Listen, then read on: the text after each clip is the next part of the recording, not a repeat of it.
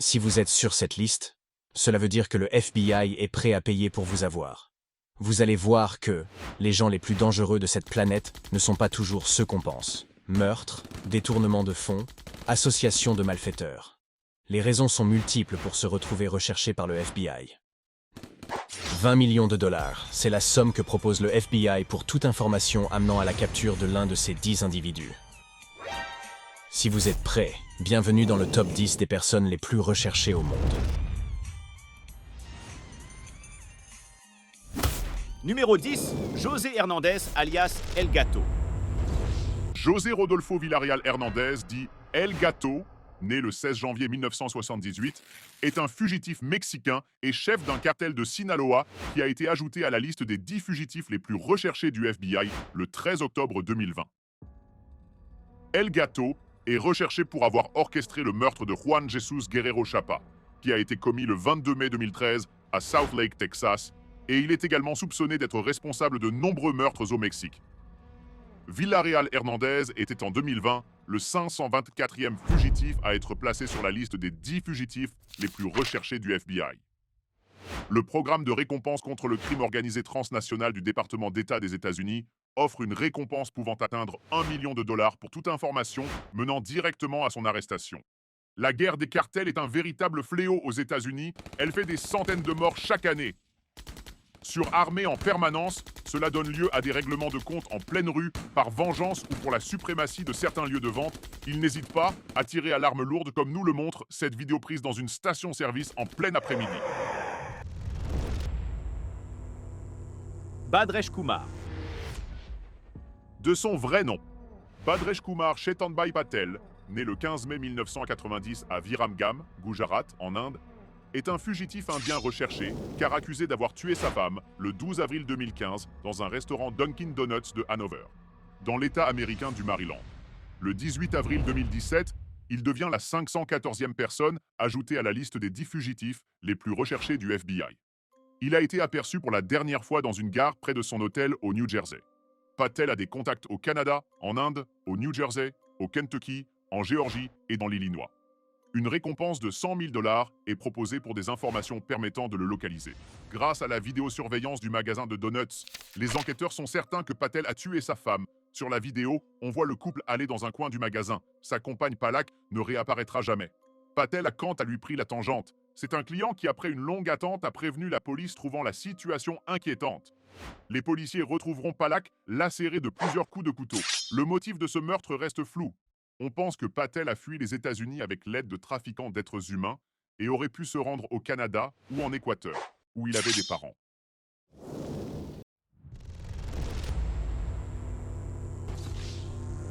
Yulan Karias. Yulan Adonai Archaga Karias, né le 13 février 1982, est un fugitif hondurien, un baron de la drogue et un chef présumé du gang MS-13 au Honduras, qui a été ajouté à la liste des 10 fugitifs les plus recherchés du FBI le 3 novembre 2021. Il est recherché pour racket, trafic de stupéfiants et infractions sur les armes à feu. Archaga Karias serait en charge du MS-13 pour tout le Honduras et serait en train de fournir des armes à feu, des stupéfiants et de l'argent aux membres de gangs qui opèrent aux États-Unis.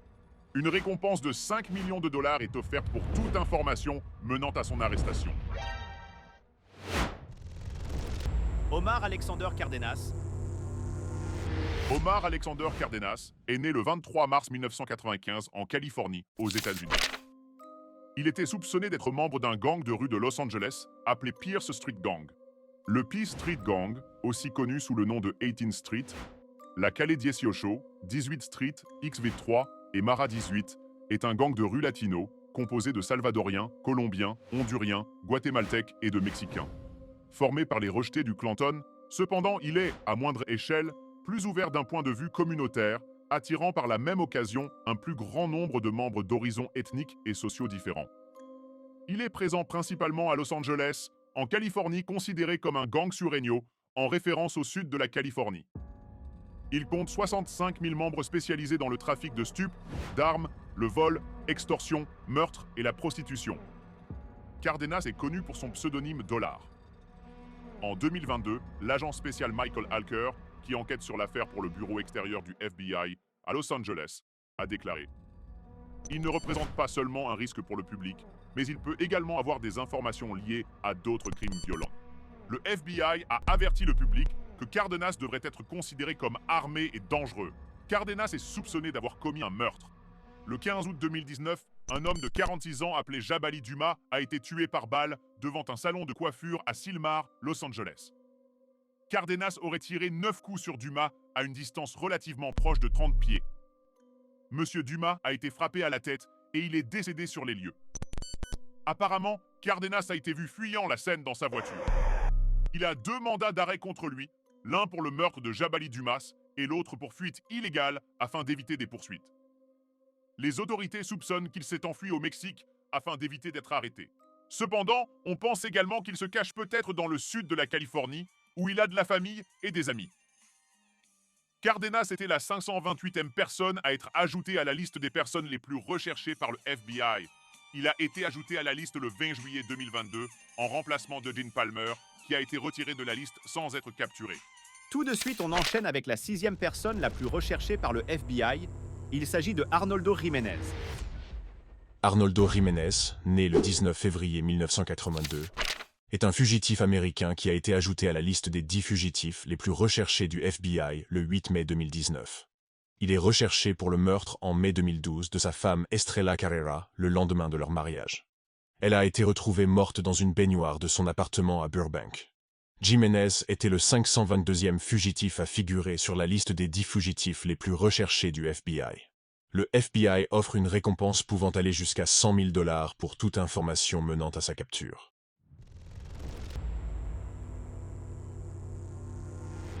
Alexis Flores, né le 18 juin 1975 au Honduras, est un Hondurien accusé de l'enlèvement, du viol et du meurtre d'une enfant de 5 ans à Philadelphie en 2000. Le 2 juin 2007, le FBI fait figurer son nom dans sa liste des 10 fugitifs les plus recherchés et propose 100 000 $ pour sa capture. Au cours de l'été 2000, un sans-abri itinérant connu sous le nom de Carlos, ou Carlo, reçoit un abri, des vêtements et du travail d'homme à tout faire à Hunting Park, auprès de Jorge Contreras, un habitant du quartier de Philadelphie. Le 3 août, 5 jours après sa disparition, le corps d'Iriana de Jesus, âgée de 5 ans, est retrouvé au sous-sol d'un immeuble vide où Carlos aurait séjourné. Elle a été agressée sexuellement, étranglée et enveloppée dans un sac poubelle. Un t-shirt portant un logo politique distinct est trouvé près du corps d'Iriana, avec son sang dessus. Lorsque la police interroge Contreras au sujet du vêtement, il le reconnaît comme l'un des vêtements qu'il avait prêté à Carlos, qu'on ne voit plus dans la région depuis que la jeune fille fut portée disparue. Carlos est depuis recherché pour être interrogé et un portrait est diffusé dans America's Most Wanted. En 2006, l'échantillon d'ADN de Flores prélevé en Arizona est ajouté dans le Combined DNA Index System. En mars 2007, son échantillon d'ADN match avec l'ADN trouvé sur la scène du crime à Philadelphie. On détermine que Carlos et Flores sont la même personne. Le 22 mars 2007, un mandat d'arrêt local est établi en Pennsylvanie. Flores est accusé de meurtre et d'autres faits criminels.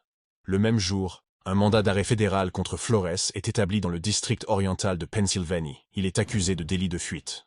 Le 2 juin 2007, le FBI fait figurer son nom dans sa liste des 10 fugitifs les plus recherchés et propose 100 000 $ pour sa capture. Il fait aussi l'objet d'une notice rouge d'Interpol. On suppose qu'il est soit au Honduras, soit aux États-Unis.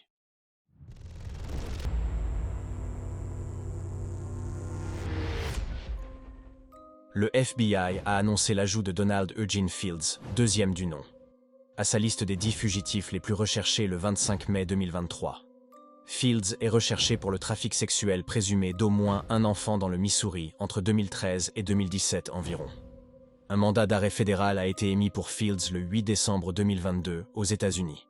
Tribunal de district du district oriental du Missouri après avoir été accusé de trafic sexuel d'enfants. Selon un agent spécial du FBI de Saint-Louis, Fields aurait démontré un modèle d'abus de femmes mineures de son entourage qui sont confiées à ses soins, les manipulant pour gagner leur confiance rapidement et utilisant leurs propres ressources pour en profiter. Le FBI offre une récompense allant jusqu'à 250 000 $ pour les informations menant à l'arrestation de Fields. Fields a 58 ans et a les cheveux bruns et les yeux noisettes. Il mesure entre 1,70 m et 1,80 m de haut et pèse environ 90 kg. C'est un homme blanc avec des cicatrices sur la poitrine, l'aine, le mollet gauche, les 2 jambes et les 2 genoux. Fields a travaillé comme tailleur d'arbres, propriétaire d'un magasin de revente et revendeur indépendant de voitures d'occasion. Fields a été connu pour la dernière fois pour résider dans le Missouri. Il a de la famille là-bas et dans le Kentucky. Il est connu pour visiter les casinos et a voyagé en Floride dans le passé. Alejandro Castillo. Alejandro Rosales Castillo, né le 26 novembre 1998 en Arizona, est un Américain accusé de meurtre. Le 24 octobre 2017, le FBI fait figurer son nom dans sa liste des 10 fugitifs les plus recherchés et propose $100 000 pour sa capture. Le 9 août 2016, Castillo envoie un texto à sa collègue Truc-Kwan, Sandy Lille, 23 ans, lui disant qu'il aimerait rembourser une partie de l'argent qu'elle lui avait déjà prêté. Lille et Castillo travaillent ensemble au Showmars Restaurant à Charlotte, en Caroline du Nord.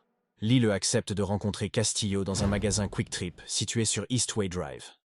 Castillo est récupéré cet après-midi par une autre collègue, Amia Pfister, qui le recueille dans sa Dodge Caliber.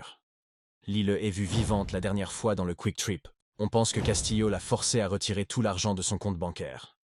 Castillo et Pfister la conduisent ensuite dans une zone boisée éloignée, lui tirent dans la tête, jettent le corps et quittent Charlotte dans la voiture de la victime. Le samedi suivant, la Dodge Caliber de Pfister est découverte abandonnée à Charlotte. Cette nuit-là, Castillo et Pfister ont appelé leur famille pour leur dire qu'ils étaient en sécurité mais ne savaient pas où ils se trouvaient.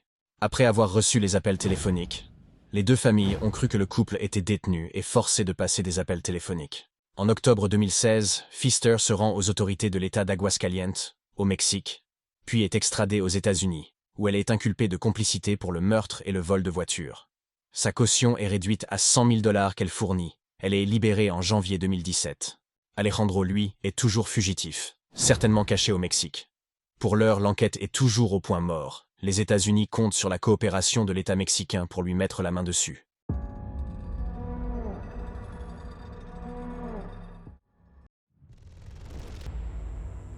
Wilver Villegas. Jeudi, le FBI a annoncé que Wilver Villegas Palomino, 41 ans, a été ajouté à sa liste des 10 fugitifs les plus recherchés. Selon le FBI, il a été accusé de narcoterrorisme, de conspiration internationale de distribution de cocaïne et de distribution internationale de cocaïne. Un mandat d'arrêt fédéral a été émis pour Villegas Palomino aux États-Unis. Les responsables fédéraux disent que Villegas Palomino et 5 autres personnes ont été impliqués dans une conspiration de 20 ans visant à distribuer de la cocaïne de la Colombie aux États-Unis. Selon le FBI, Villegas Palomino est un membre de premier rang de l'organisation criminelle transnationale et de l'organisation terroriste étrangère, Armée de Libération Nationale, ou Ejército de Libération Nationale. Les autorités disent qu'il est recherché pour son implication présumée dans des activités de trafic de drogue pour le front de guerre du nord-est de l'ELN, dans la région de Catatumbo en Colombie et au Venezuela. Le FBI affirme que l'ELN-NUF supervise les laboratoires qui produisent environ 200 tonnes de cocaïne par an, qui sont ensuite distribuées dans le monde entier, y compris aux États-Unis. Les responsables fédéraux disent que les recettes de l'entreprise de trafic de drogue sont utilisées par l'ELN pour aider à financer des attaques terroristes, des opérations de sabotage, à acheter de l'influence politique et à financer d'autres activités qui visent à déstabiliser les institutions gouvernementales et à subvertir les intérêts américains en matière de sécurité nationale et d'application de la loi dans la région. Le FBI dit que ces alias comprennent Carlos El Puerco, Carlos the Hog, El Puerco, Wilver Villegas et Wilver Palomino. Ruja Ignatova. Non, cette femme n'est pas la pop star de l'année, mais plutôt la femme la plus recherchée par le FBI en 2023. C'est tout simplement l'instigatrice de la plus grande escroquerie de tous les temps. Elle est en tête de la liste des personnes les plus recherchées par le FBI. Ruja Plamenova Ignatova est une femme d'affaires germano-bulgare, née le 30 mai 1980 à Roussé, en République populaire de Bulgarie. Elle est poursuivie pour fraude à la crypto-monnaie. Elle est surtout connue comme la fondatrice d'un stratagème de Ponzi. C'est l'une des plus grandes escroqueries de l'histoire de la finance.